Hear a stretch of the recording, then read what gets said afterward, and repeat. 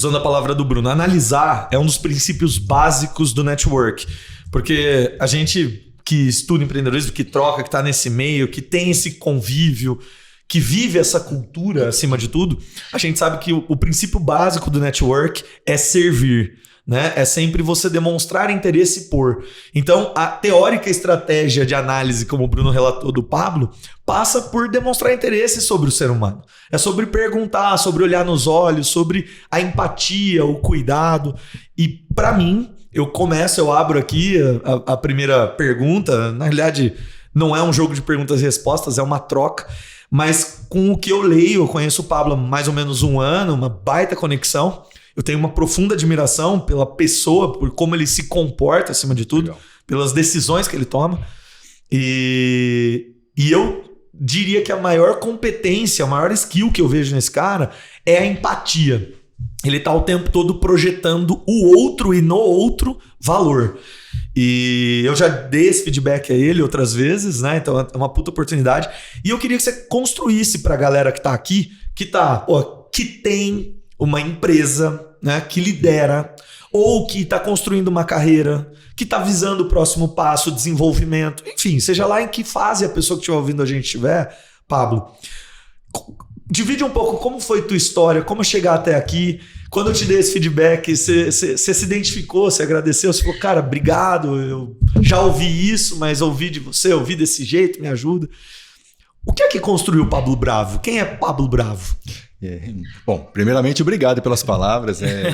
Eu fico bastante lisonjeado mesmo, porque vindo de você é um cara que eu admiro demais e é engraçado você falar de empatia, porque você é uma das pessoas que eu conheci que tem essa habilidade muito aguçada. E muito junto mesmo. Nessa. Porque quando a gente fala de empatia, é interessante fazer essa conexão com a outra palavra que você utilizou, que é servir. E muitas vezes a gente acaba não entendendo que antes do colhimento, né, antes de você colher um fruto, você primeiro precisa plantar esse fruto. Boa. E muitas pessoas são conectadas com a palavra, com a ideia de bom senso. Se a gente fala bom senso, né, o que é o bom senso? Sendo que todas as pessoas passam por experiências diferentes na vida, têm uma formação diferente, vêm de famílias diferentes, culturas diferentes, formas diferentes de pensar a mesma coisa.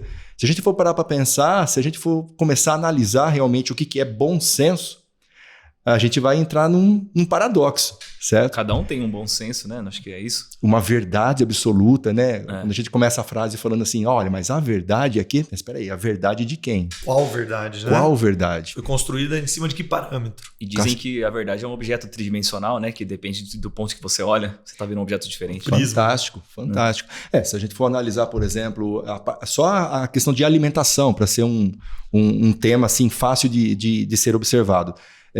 Você comer, por exemplo, carne de cachorro aqui no Brasil é uma coisa, você comer carne de cachorro na China é outra coisa. Você se alimentar, por exemplo, de um gado aqui é uma forma, na Índia é de outra forma. Então, qual é a verdade? Né? Olhando para esse prisma da alimentação em si. E a empatia, ao meu ponto de vista, a empatia é você se esforçar para entender qual é o modelo de mundo do outro.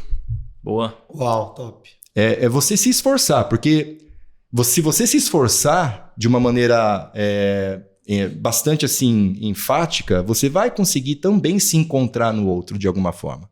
Boa. Perfeito. Se a gente pega duas crianças de 1 ano de idade, né? Minha filhinha está aqui, você também tem um filho, né? Sim.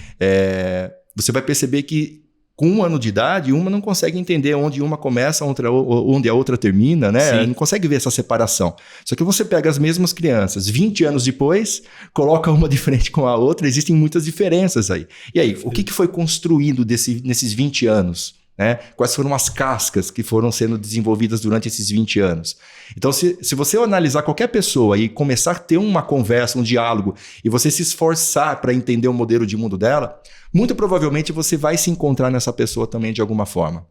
Algum tipo de... E às vezes essa linguagem não é nem racional, às vezes é sentimental, é emocional. Você vai se encontrar na pessoa através de um sentimento. Uma identificação do que você sente a partir daquela troca ali. Perfeito. E quando você tem essa troca, quando você percebe esse ponto de conexão, você começa então a ter uma faísca, uma fagulha de um diálogo onde pode se tornar um incêndio, uma chama. né? Um relacionamento. Os dois se conectam de uma forma onde você consiga entender como melhor servir essa pessoa. Perfeito. E às vezes é um sorriso, você vai estar melhor servindo ela, um abraço, às vezes falando sobre um assunto familiar que ela não tem essa facilidade de conversar com outras pessoas.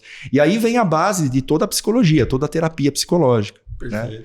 O que é que cabe em cada vínculo, né? É um pilar da psicologia, você fazer um mapeamento, empatia é escolher viver o que causa conexão. Perfeito.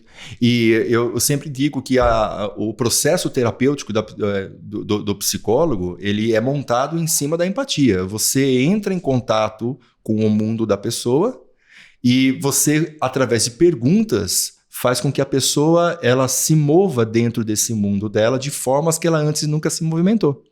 Olha só. Através de perguntas, mas disso dentro do modelo de mundo dela e não do seu.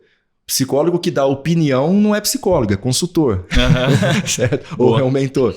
Psicologia em si, ela é trabalhada dentro do modelo de mundo da pessoa. Então, eu não sei o que veio primeiro, Thiago, respondendo a sua pergunta sobre a construção do Pablo Bravo.